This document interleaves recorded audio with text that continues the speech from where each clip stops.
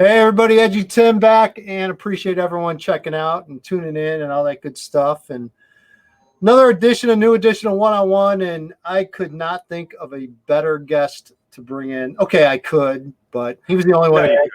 He was the only one that actually picked up. So again, I will welcome in the owner, operator, mastermind, I guess. I don't know. I don't know what I am. Just hype man. Of Boom Football, JR Niklos. And my friend, first of all, appreciate you taking time. And we were just talking before we started recording.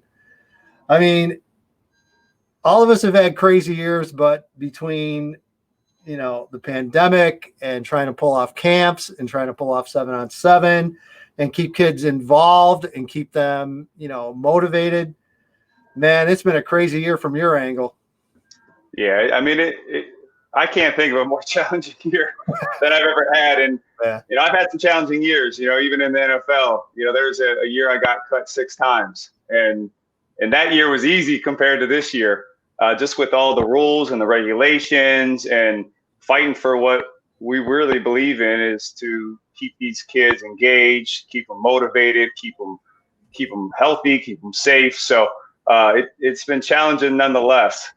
Yeah, it's and again, I definitely want to get into the whole, your belief in keeping things going and having events for kids, because I think it's been incredibly important leading up until yesterday's announcement that IHSA was bringing back football, at least in a limited capacity in the spring. Is there any worse feeling in the world of running and operating a camp when you're in the middle of doing a camp and someone goes, "Oh yeah, Channel 2 is here covering the camp"? I mean, dude, that's like my worst nightmare by far. We had that in the fall. It was actually afterwards where CBS said, "We're running an expose how you refuse to shut down your camp due to COVID. You can either say your piece or we're going to run it anyway." And I had just woken up. I work pretty late, so this was 7 a.m. That's still nappy time for me. So I had to hurry up and put a hat on real quick and then say my 2 cents. And obviously they edited it out to spin it in their direction, but we kept moving forward. And then WGN has covered us positively. So after that, we weathered the storm, and everybody that is on our side and does believe that these kids need to be engaged and healthier doing activities, has supported us. So it's been great. Yeah, it's been from my standpoint, and again, you and your coaches were involved in my camp a couple weeks back, and which was awesome. And your whole collaboration with you and EFT, I think we'll talk about that as well. It's got a lot of big potential and a lot of good for a lot of kids. But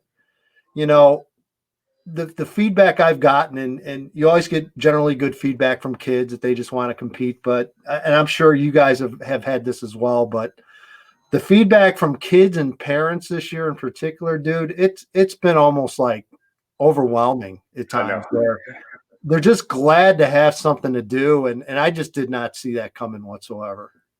Yeah, it's hard for me not to get emotional with it, just because we've had so much gratitude, like just parents thanking us for seeing a smile on their son's face for the first time in months after a practice or a camp or a tournament. And just now their grades are enhancing. They weren't going on their e-learning because they were just kind of in a stuck, like football was their identity, and they attached themselves to that. So, it's been worth it. All the hate emails and death threats and all this crazy stuff that I've gotten this fall, it is what it is. But when I hear something like that, I'm like, okay, that's why it's worth it. Yeah. There's no doubt. It's been interesting to say the least, but I think important because and I've gotten this, and this is something that was really new this year, as well as the support from the high school coaches for having those events. I mean, early on, this, you guys ran them. You would have coaches questioning everything you were doing, and are they doing it right? Are they doing it for the right reasons? And it's kind of gone from that to, hey, we're glad you guys are giving these kids something to do. And I think it's been I don't know the best way to put this, maybe a come to Jesus moment for all of us, when it was just like, you know what, hey, we just got to keep this thing going either any way we can. And if it means having these events and it gives them some kind of an outlet and to keep kids motivated and involved, at least JR, they had something. Yeah. I mean, I've seen the exact same thing. Usually club sports and high school sports don't see eye to eye. And we've been able to come together in a unified front with this. Coaches have come to our practices. They've sent us players. So that's been really cool because they start to see that, okay, we all have the same objective. We're all in it for the kids. Let's let go of everything else. We have our priority, and that's to make sure these kids are successful, make sure they get to college, and we all win. So if anything is good out of all this, it's that. You started, I think Boom's what, 2013? This is our 9th year. So you guys started, and that's a whole video interview of itself, how all this came about and the whole Course 6 thing. And I mean, that's just, we can go way back. Oh yeah. but you guys had found a niche. I mean, and again, I know there was a ton of hard work that went behind it. And you've had a core of coaches that have been with you, and several of them have been with you, I think, since the very beginning. I mean, I think a guy like Elliot, and Elliot Ivory's been with you from the very beginning. And I remember seeing Elliot running around doing his video stuff, and just a hustler. And the guy just worked his butt off and kind of latched on, and you guys came together, and some of your coaches. Talk about some of the guys that have been involved with you since the beginning. I mentioned Elliot, and then maybe some others as well. Yeah, Elliot, my brother Mike, he's our head strength coach at Acceleration Sports Performance. He was one of the first involved. I recruited Lonnie Stair, who was still playing adult 77 at the time. So he was a quarterback. That thing's a whole sport in its own, where they go to Florida. He's won national championships there, so I knew he'd be the perfect person to help design our offense. And then Storm Warner, he played at Ohio State. He's a nutball. He's one of our head defensive guys. He's the man. Then, so since then, we just recruited like-minded coaches. We also, want to bring on media. So not only do we want to get college or high school kids to the next level, we've helped media get to the next level. We've helped coaches get to the next level. So it's just a great opportunity for advancement, because it's all, like I said, like-minded people just trying to make it to the top. You could teach a class out at like North Central College in marketing and branding. Where did that come from? That was my major. Finally, my wife. Finally. I know. All the doodling I used to do while the teachers were talking is finally paying off. So, I got to design the logo and all that, and I love doing all that. So, all the concussions I had, I think the colors is a story. My favorite quote is, "What's done in the dark shall be brought to the light." I was always that person that trained when no one was watching. I'm not, even to this day, I'm not the person that's going to film my workouts and post them on Instagram. It's like, what's done in the dark should be brought to the light. So the dark purple represents the dark, and obviously the neon yellow is the light, with the spotlight, the highlight. You've done all the work. Now it's time to be noticed and time to be seen. So, and obviously Boom is the explosion. We have to make ourselves known here in Illinois. We're not going to be a Texas, Cali, Florida, where there's thousands of coaches calling the high school coach. We have to make an impact immediately, and it has to be so much greater than any other athlete from a Mecca state. And you guys made that clear from the very beginning, which I thought was just a terrific angle on it. Is, you hear about Cali, you hear about Texas, you hear about Florida and all the football. And, I think your mission statement really early on was to say, hey, look, we've got kids here in Illinois that we can compete. You guys have been able to do that consistently. I mean, you consistently win championships, and what's been interesting over the years is it kind of started as a couple of older teams, 18U, and dude, you go way down now in lower levels, and that's what's been fun to watch, is that all of a sudden you've got kids coming through your program that were like 10U and 11U, and now they're 18U. I mean, that's had to have been fun to watch as well. Yeah, JJ McCarthy started us in 6th grade. So to see some of those old pictures where he had a used small shirt on and it was still baggy, and then now he's taller than me, more jacked than me, already at Michigan. That's what's pretty cool when you can see the grassroots. We've never been one that cherry picks athletes. There's are some all-star organizations. We like the homegrown because you get the buy-in, you get the development, and you get to just be more rewarding as a coach with it. Yet you've got all this going on. By the way, you own Acceleration. That's okay. That does a little bit of business too.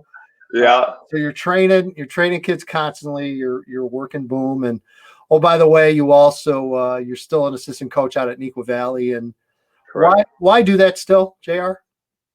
I love football. I love it. My whole life, my whole career, I invested everything into football. I did other sports because of football. I ran track because of football. I played baseball because of football because I wanted to always compete. And so when I retired from the NFL, there was just that huge void, that I couldn't replace. And to me, it's, this fall, just for that 1 month that we were shut down before we started our camps and our academy, that was the first month I've ever gone without actually doing football stuff. And it was killing me. So to me, I would coach youth. I still coach my kids in football. Like I do football probably 6 hours a day on top of my 40-hour jobs. So I can't get enough of it. You mentioned your family and coaching your kids, and I got to imagine the wife was probably happy with you for about 2-3 weeks and then had enough of you, I would imagine, during that month. Oh, yeah.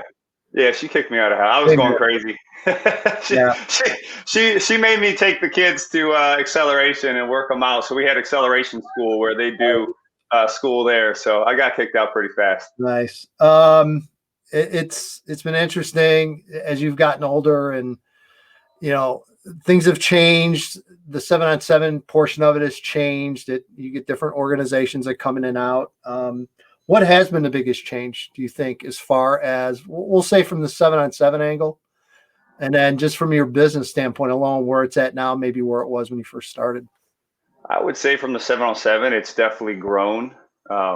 Before, it was really just a handful of teams, and now, everybody has a team. So, there used to be just us and Core 6 and in Chicago. Now it's all regional. And I think it's starting to develop as a sport in its own. No one's really trying to say that it's football. It's a supplement. It's a complement to football. It's very similar to comparing rugby and football. So it's starting to take its own niche. You saw a couple of years ago, there's a pro 7v7 league now, where Michael Vick, Terrell Owens are playing in. So it's been pretty cool to witness that. And then I think it's changed the football game because of it, with all the spread and the exotic concepts that 7-on-7 is running. Before, it was just your basic route tree that coaches would call. And now we're doing drips and whips and double moves and everything like that really focusing on 7-on-7 has allowed us to do. From the business standpoint with training, how much has that changed? I know just the development of equipment. I know there's been a whole bunch of, there's things that are always changing. What part of the business, as far as from a training standpoint, has really changed over the years? Really just being able to adapt what the high schools are doing. I think before we were the only source of training, and now high schools are lifting. They're doing sports performance. They're doing that. So we've had to create our own niche of, we are a supplement. So we can't overtrain athletes. It's so much worse to overtrain than to undertrain. So what are they not getting in at their high school? And what can we do? So it creates a lot more feedback with the kids. We have to know what you're doing at your high school. Every high school is going to be different. There's some that are doing training 4 hours a day. There's some that's doing nothing. So we've had to individualize it a lot more than we ever have, just knowing that we're the only one-stop shop. Yeah, it's been amazing to watch.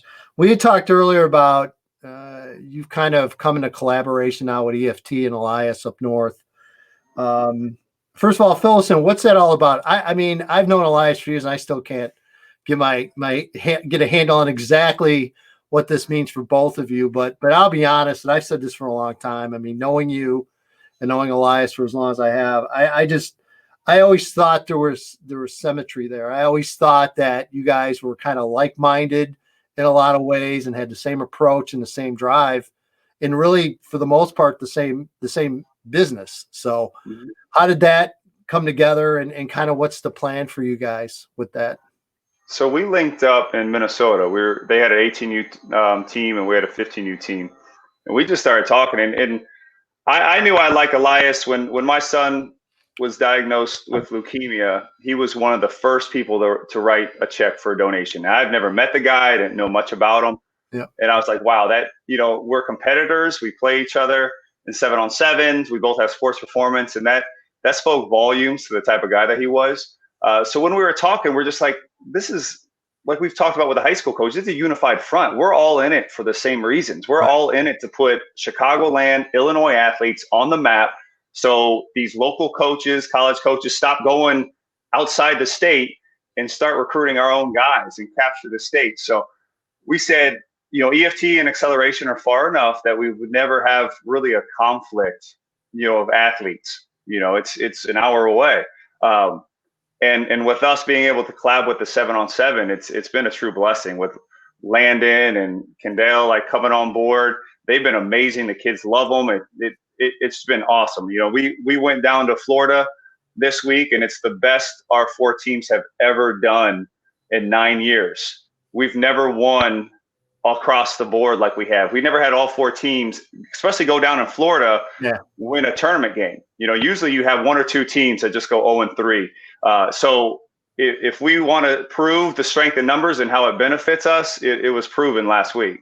Yeah, it's funny because I noticed some of those teams this year, and I'm looking at some of the guys on those teams, and I'm thinking, well, first of all, this is a different looking, kind of like a different looking squad, and it's more. I noticed there's more North suburban guys and Northwest suburban guys mixed in with your general guys from kind of the South and the West suburbs and stuff. And dude, those are some pretty good teams you've got out there. Oh, I know. There's 4 teams and they're all stacked. So any team can win at any given time. And for us, we say that the competition is awesome, but the practice is where it's at. So you have 100 kids practicing together. It's reduplicating a college level atmosphere where you can't take a playoff. You can't create bad habits and still get away with it. You can go back to your high school and jog a route, and probably you're still faster than most of the people there. You can't do that at a boom practice. So having them on board only elevated everybody else's game. Yeah. You mentioned your son with his leukemia, and I mean, let's face it, the older you get, you're going to have those moments. And I know that had to have been a literally stopped you in your track kind of moment. I would imagine it had to have been. Yeah. I mean, we definitely weren't ready for it, but the community, everybody, my family, everybody at Acceleration, everybody at Boom, just came together and kind of took away that aloneness that you feel when that happened. So, I mean, it was a blessing, and for Roman, it speaks to his testimony. He's a nutball now. He has no fear, no pain. So he's just chomping at the bit till I let him play tackle football, but I'm gonna hold him off a little bit until that happens. One of those moments that made you reflect quite a bit, I would think. I know I've had those moments where you could really start thinking about some different things, and and not to get real deep or anything, but I think when stuff like that happens, it's a stop and reevaluate where you're at kind of moment. Yeah, it definitely made me realize just how special every moment is, and you really just got to take everything day by day, and always move forward. Like we realize, bad things will happen in your life. It's not about that. It's about the response. So we really just focused on making sure we had a positive response. A huge thing for me, that a lesson that was taught to me, is I have to control what I can control, and I can't control what the doctors do. I can't control the diagnosis, but I can be there as a father. So I learned a lot. I grew up big time because I was a big kid prior to that. Never had a real job, just played in the NFL. And when that happens, you got to step up. So it definitely forced me to mature a little bit. Yeah, there's no doubt. First of all, tell Gus to get off his butt and stop playing around. He's busy tweeting right now. playing out and out east or whatever he's doing. He's moving next week. He's coming back. Is he? Yeah. I want to see the all-time Boom team. All-time Boom team, man. That would be tough. That's why I want to work on it. We'd have Drake Davis definitely at the quarterback. It'd be that most of it would be that 2016 team when we won double national championships. The year after that, we won every single tournament except for one. So I'd say about 80%. That's Greg Newsome. That's Tyreek Henderson. That's Chris Bell, CeeDee Lamb, Julian Love, Manny Rugamba. You know, it was just a team that was just stacked. Get a lot of those kids coming back training with you, like Manny in particular. Yeah, they do. You know, right now Manny's prepping with his agent. A lot of the agents send people down to Florida, but when he comes back, and he's planning on coming back after his training, Julian will stop by, Cameron Brait, James O'Shaughnessy. So we'll have a good little group come back and make special guest appearances with us. Cam Brait still kind of just blows my mind. Seeing him playing just blows my mind. It's like I remember that kid. I know anymore. I know. Yeah, and really only Harvard was his opportunity. And then when we had the opportunity to play in the NFL, he's like, well, I'd actually probably be making more money with my degree, but I'll give this NFL, I'll give it a shot. And then next thing you know, he's killing it. So I'm so happy for him. Yeah, there's no doubt. Well, again, you're a guy that knows all about that as well. You've gotten some opportunities and made the most of them. And again, always appreciate your friendship and everyone at Boom, and you guys do it. Thank you so much. Great people, great. And you know, like I said, just about time we finally got to sit down and do this. I'm happy to, and you know, I'll be sulking around there for a while. So yeah, right. Well, you're welcome anytime to practice, and starting next month, we'll be getting ready to play some big time football on Friday night. So I'm excited. Yeah, me too. All right. JR Niklos from Boom and everywhere else he's from these days. And appreciate it, dude. All right.